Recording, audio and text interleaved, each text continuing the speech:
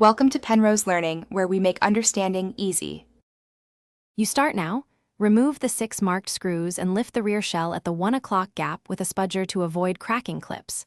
Once the shell separates, locate and gently unplug the battery connector.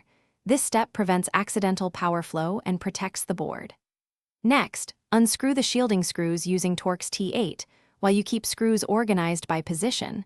This matters because screw lengths differ. Make sure to work on an ESD mat and use tweezers for small parts to keep everything controlled. Once done removing shields, identify the joystick module and decide whether it's soldered or held by a clip. If soldered, heat each pad briefly with a 350 degrees C max iron and lift the module straight up. This reduces pad lifting. If clipped, depress retention tabs and pull evenly. You want to preserve the flex cable and PCB pads. Damaged pads mean more complex repair. After removal, clean pads with isopropyl and a brush, making sure no plastic shards remain that would impede the replacement. Place the replacement joystick aligned to the PCB pads, then solder each pad quickly at controlled heat or press the module into its clip until flush. Alignment prevents drift.